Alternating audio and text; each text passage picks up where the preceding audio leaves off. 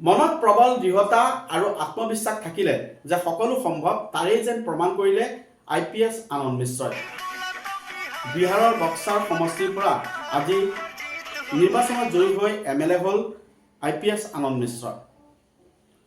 এটা সময় আছিল যিটো সময়ত IPS আনন্দ মিশ্ৰই নিজৰ চাকৰি ত্যাগ কৰি নিজৰ গাঁৱৰ ঘৰলৈ ঘূৰি গৈছিল আৰু সেইখিনি সময়ত বিভিন্ন সংবাদ মাধ্যমত তেখেতে ইণ্টাৰভিউ দিছিল আৰু কৈছিল যে তেখেতে ৰাইজৰ তেখেতৰ গাঁৱৰ দৰিদ্ৰ জনগণৰ কাৰণে কাম কৰিব বিচাৰে, যিটো আজি হয়তো যিসকল IPS বা IS তেনেকুৱা বিষয়াৰ বাবে এটা চাকৰি ত্যাগ কৰা কিন্তু ইমান সহজ কথা নহয়।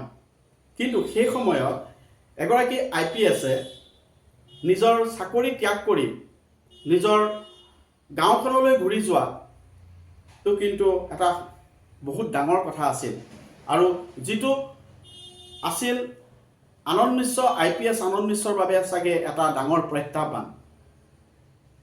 আৰু সময়ৰ লগে লগে আজি যিহেতুকে IPS আনন্দ মিশ্ৰই IPSৰ পৰা MLA হ'ল, নিৰ্বাচনত জয়ী হ'ল আৰু বৰ্তমান তেখেতক সকলোৱে শুভেচ্ছাৰে ভৰাই পেলাইছে। কিন্তু তাৰ মাজত এটা কথা হ'ল যে IPS আনন্দ মিশ্ৰৰ মনৰ যি আত্মবিশ্বাস আৰু প্ৰবল দৃঢ়তা, সেই দৃঢ়তাই কিন্তু আজি আনন্দ মিশ্ৰক IPSৰ পৰা MLA হোৱাত কিন্তু বহুত সহায় কৰিলে। যি সময়ত নগাঁও জিলাত আৰক্ষী অধীক্ষক হিচাপে কৰ্মৰত আছিল IPS আনন্দ মিশ্ৰ, সেই সময়ত ময়ো আনন্দ মিশ্ৰক লগ পোৱাৰ অকণমান সুযোগ পাইছিলোঁ আৰু সেই সময়ত আনন্দ মিশ্ৰৰ কৰ্মশৈলী আৰু জীৱনশৈলী একদম ওচৰৰ পৰা দেখা পাইছিলোঁ, যি হয়তো সেইগৰাকী ব্যক্তিৰ জীৱনশৈলীয়ে আজিও মোক প্ৰভাৱিত কৰে। এটা দিনৰ কথা আছিল, সেইটো কথা মোৰ আজিও মনত আছে যে বেলি ডুবাৰ আগতে যিহেতুকে আনন্দ মিশ্ৰই নিজৰ যি ভোজন সেই ভোজন কৰিছিল আৰু তাৰ পাছত সন্ধ্যা কিন্তু আনন্দ মিশ্ৰই কোনো আহাৰ গ্ৰহণ কৰা নাছিল।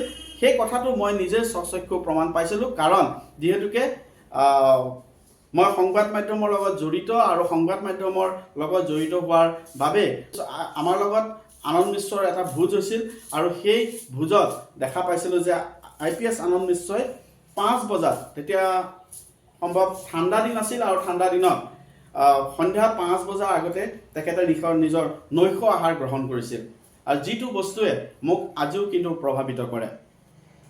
আৰু IPS আনন্দ মিশ্ৰৰ লগত বহুকেইটা ঘটনা সাক্ষী হৈ আছিলোঁ, দেখিছিলোঁ। IPS আনন্দ মিশ্ৰই যিহেতুকে আৰক্ষী বিভাগত এগৰাকী দক্ষ আৰক্ষী বিষয়া হিচাপে কাম কৰিছিল আৰু সেই সময়ত আনন্দ মিশ্ৰৰ মনত থকা দৃঢ়তা আৰু আত্মবিশ্বাস আমি ওচৰৰ পৰা দেখা পাইছিলোঁ আৰু যি আজি তেখেতৰ নিজৰ প্ৰবল আত্মবিশ্বাস আৰু দৃঢ়তাৰ বাবেই হয়তো আজি তেখেতক IPSৰ পৰা MLA হোৱাত বহুতো সহায় কৰিলে আৰু তেখেতৰ নিজৰ যি কৰ্ম, সেই কৰ্মই কিন্তু আজি তেখেতক আগুৱাই লৈ যোৱাত সহায় কৰিলে।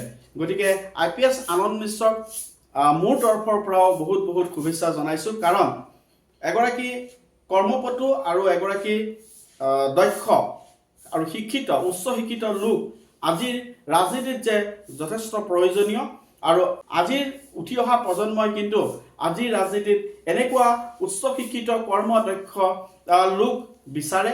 গতিকে যাতে আমাৰ সমাজখনৰ উন্নতি হয় আৰু সামাজিকভাৱে যাতে আমি আগবাঢ়ি যাব পাৰোঁ, আমাৰ সমাজখনক যাতে আমি একেলগে আগবঢ়াই লৈ যাব পাৰোঁ। ধন্যবাদ।